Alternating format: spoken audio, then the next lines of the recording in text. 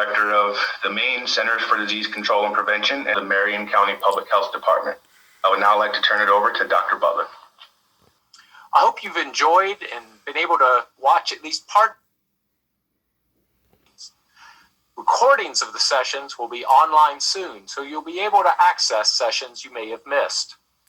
As Dr. Walensky mentioned in this morning's White House briefing, the forum has gone exceptionally well, and we hope to use the local energy, enthusiasm, and expertise that has been shown to drive our nationwide vaccine efforts going forward. We're acutely aware that during this historic time, we have the capacity, the mission, the responsibility to deliver as many vaccines as we can to as many people as we can, and to do it safely and fairly. To support the effort to scale up vaccination in every community across the country, the forum facilitated sharing of critical information and experiences on vaccine implementation and promising practices with lessons learned for over 13,000 registered participants from every state in the nation, 189 tribes and tribal organizations, overall representing some 6,700 different professional organizations. There are thousands of success stories happening across the country every day, and we've been pleased to be able to shed light on some of them through a rich storytelling from over 100 experts with speakers from 87 organizations across 31 states and tribes. These speakers came together for the sole purpose of sharing expertise and lessons learned on getting COVID-19 vaccines into people's arms quickly, safely, and equitably. We've heard about work to increase vaccination being done at all levels of government, across non-governmental organizations and community-based organizations, and we've seen examples of successful public-private partnerships. We've seen solutions and innovations emerge from efforts shaped by unique local circumstances. The lessons learned are grounded in a few themes. First, vaccination strategies need to be centered on addressing equity. Second, trusted voices are critical to building confidence in vaccine and addressing misinformation. And these voices often come from community leaders. We all have a role to play in sharing and elevating the voice of vaccine practitioners, healthcare providers, and champions in public health. To improve vaccination, third, data guides our way, helping us to develop our plans, and change our plans if an approach is not working. And this enables us to hold ourselves accountable for getting vaccines in people's arms quickly, safely, and equitably in every community. Fourth, we must strengthen relationships among public health and healthcare systems to accelerate equitable vaccine implementation throughout the country. And finally, we have opportunities to leverage existing infrastructure and innovative partnership to optimize access and reduce barriers to vaccine for people at an increased risk of COVID-19. In some parts of the country, this might include working with cooperative extension to ensure access to vaccine for rural communities, partnering with the transportation sector to provide vouchers for public transportation to get people to the vaccine, using mobile vaccine teams to get vaccine to people, including people experiencing homelessness, and also creating community vaccination centers in places like stadiums and conference centers, pharmacies and retail stores, Veterans Affairs hospitals, community health centers, rural health clinics, critical access hospitals, physicians' offices, urgent care centers, and mobile and on-site occupational clinics. This forum comes at a perfect time as we grapple to meet the needs of communities across the country for reliable information they can trust and act upon. In recent weeks, the news about COVID-19 has been mostly good, despite the decrease in cases, hospitalizations, and deaths nationwide. We can't take our foot off the pedal when it comes to vaccine administration and the protection vaccines can provide. So now is the time to take what we've learned, which two of our speakers today, Dr. Nirav Shah and Dr. Virginia Kane, know well. With that, I'll turn the briefing over to Dr. Shaw, the current president of the Association of State and Territorial Health Officials and director of the State of Maine's Center for Disease Control and Prevention. Dr. Shaw. Thank you so much, Dr. Butler, and good afternoon and good morning to everybody. It's a pleasure to be able to join you, Dr. Butler, and Dr. Kane to talk with everyone today about how we are thinking about vaccine strategy going forward. Today's discussion comes at a favorable time. As public health officials, we remain focused on the common good of all Americans. And right now, that entails marshaling all of our efforts at every level of government, state, federal, and local, to focus on vaccinations. It is that whole of community approach that you saw on display during the National Forum on COVID-19 vaccine. And it's that same whole of community approach that will help lead us out of this pandemic. Our collective efforts will help the nation slow the spread of COVID-19, manage the distribution and administration of vaccines to the public in a data-informed, rational, efficient, and equitable manner, all of which will help, as Dr. Butler referenced, help us hopefully out-vaccinate the variants that we are now going to see on the horizon. I'd like to take a moment to thank and commend two groups. The first is healthcare workers and public health professionals who have been working tirelessly throughout the pandemic and are now focusing their efforts on vaccinating the American people under very difficult conditions. I'd also like to thank and commend the entire Biden administration. We are very appreciative at the state level for their collaboration, communication, and coordination with all of us throughout the pandemic, now focused on the phase of vaccination that we are in, especially their efforts to make health equity central in the fight against the COVID-19 pandemic. I'd like to offer 4 themes that I personally took away from the forum from a state level perspective. Number 1 is that listening to my colleagues across the country talk about the work that they are undertaking right now, it's clear that we do not need to make a choice between vaccinating with velocity and vaccinating with equity. We can do both at the same time. And as discussants and presenters throughout the last several days have noted, both are possible so long as we keep our focus on both velocity and equity. The second is the importance of making sure that our approaches are as data-informed as possible.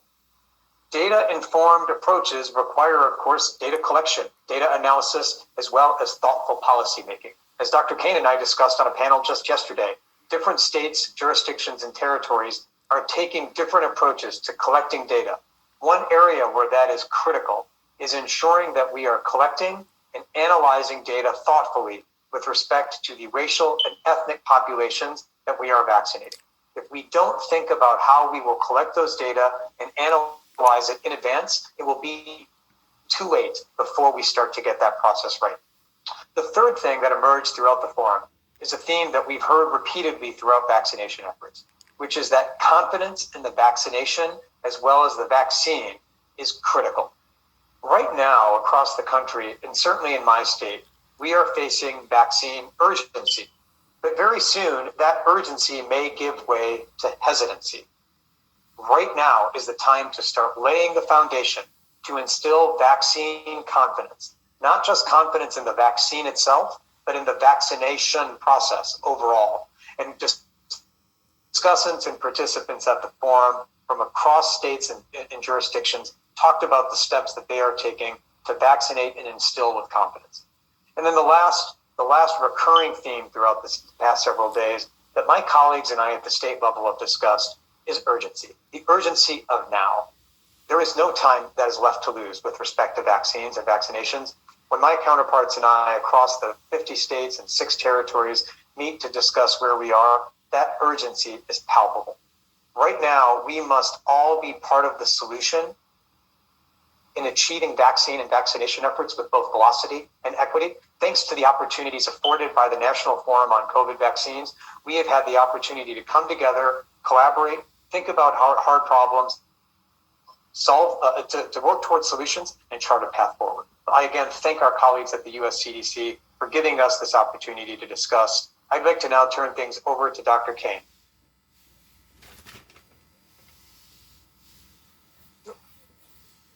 She's muted. And Dr. Kane, ma'am, you are on mute. Sorry.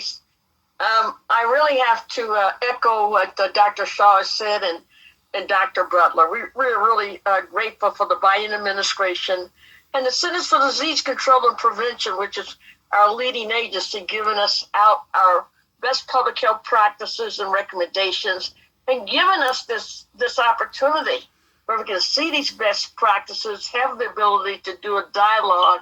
But what's going to be critical for this epidemic to be addressed is got to be a comprehensive approach. And that's all about communication. So from the federal level to the state, and to the state level to the local level, our ability to look at the data together as we're doing our strategies, making our plans, having different interventions happening in our communities is so critical that we all know what the data is and we can recognize what those gaps are. We can recognize from a social vulnerability index where we need to be. But the most critical additional piece is it's all about our partnerships with our community-based organizations, especially people of color, helping to work hand in hand with us, doing community outreach, helping us to do the education in their for us to be successful. And so this is what I think is so exciting about this next phase, that we have the opportunity of doing something that has never been done before in an epidemic where you have this really comprehensive approach. So I just look forward for any dialogue related to this effort, because I think we're definitely going in the right direction. We will now open up for question and answer. If you have a question, please remember to raise your hand in the Zoom platform. Our first question comes in from email from Karen Weintraub at USA Today. And her question is, how do you think the addition of a third vaccine is likely to change the vaccine rollout? Go ahead. Dr. Payne, go ahead. Sorry. So I think it's going to be huge. I think one, it's been really tough for us to, do the strategy based on the amount of vaccine that you have. Where, like Dr. Shaw says, you want to make sure we are fair with our health equity in terms of getting the vaccination out, but also the people who are the most vulnerable, at least for us in our local community, in our state, with Dr. Christina Box, is that we look at who's the most vulnerable, who's the most likely to be at risk. We did a risk stratification approach to do this. So we will now have a new vaccine that's just one dose, which is effective, and I don't have to wait until they come back for the second dose for their protection. And so it will also be a lot easier for us for this particular new vaccine, Johnson & Johnson, that comes out, that we can set up more mobile units, more mobile pop-up sites that can really help get out into the venues where some of our hard-to-reach population, will give them access where they might not have had it before. Warmly welcome increased supply of vaccine. We're still at a stage where the demand far exceeds the supply. And so being able to meet as much of the demand as possible, as quickly as possible, and as equitably as possible is really priority one. By all means, the addition of a new vaccine is another tool in our tool belt that will help us vaccinate more equitably, with greater velocity. And as Dr. Butler alluded to in his comments, the various benefits of the J&J vaccine, among them being the one shot and the lack of a need for ultra cold frozen requirements, means that this is a vaccine that we can bring to people rather than the situation that many places have where the people are asked to come to the vaccine. That in and of itself will open up multiple new avenues of vaccination. I would be remiss if I didn't note that there are concerns that are bubbling about the efficacy of the J&J vaccine relative to other existing vaccines. The FDA recently released its analysis, which by my lights underscored the resounding and remarkable efficacy of the J&J vaccine. Right now, it's not vaccine against vaccine, it's vaccine against virus. Max Baer from CBS News. Hi all, thank you for taking my question. In the news that CDC and the Health Resources and Services Administration has started to fill orders to community health centers, including ones specifically serving agricultural workers. Where does the CDC and state health officials stand on vaccinating undocumented immigrants, particularly in high-risk industries? Thank you. So perhaps I can start the answer to that question. We believe that everyone who wishes to be vaccinated should have access to the vaccine, regardless of their any qualifiers that we want to put on that. So that would include undocumented immigrants. Max, I will echo Dr. Butler and note that the virus does not discriminate against documented or undocumented, and neither should our vaccination efforts.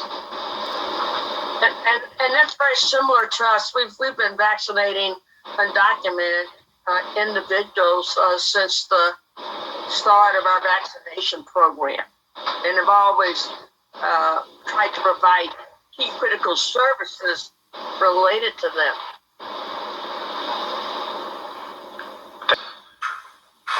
Hi, thanks for taking my question and for holding this event. Going back to the J&J vaccine, questions for Dr. Shaw and Dr. Kane. What will you be looking for specifically from the CDC's advisory committee, ACIP, on guidance about how jurisdictions should use the J&J vaccine in light of this concern about efficacy in contrast to its ease of use? Thank you. So, if you look at the efficacy of our flu vaccines, which are like in the 60% to 70%, the Johnson & Johnson is a incredible vaccine in terms of efficacy in the United States. And so it does a great job. So I'm very comfortable with the efficacy related to J&J. It may not match the Pfizer or Moderna, but it is definitely a very efficacious vaccine. It does extremely well. But I think the most important point is 85% preventing hospitalizations and severe associated deaths related to that vaccine. So I think that's the key thing you want to look at, how well it does in terms of reducing hospitalizations and deaths. So it's a great vaccine. Yeah, I think Dr. Kane is right on that. And one of the benefits of ACIP and the ACIP process is that it is a public, open, transparent process by which vaccines are vetted and the tires are kicked. And it's done so in a manner that all can listen to some of the world's experts in vaccine science and epidemiology ask tough questions. And that's the benefit of ACIP. So in connection with that, having the members of ACIP and potentially even releasing a statement on the efficacy, which at first glance looks numerically different, but having ACIP state that, for example, if they concur that the studies were done at different time periods in the pandemic and potentially in different geographies with different underlying viruses, helping the public see that these differences, although they may be there, are understandable from a biological perspective and, for the most part, don't affect the reason for which we vaccinate people. The reason we vaccinate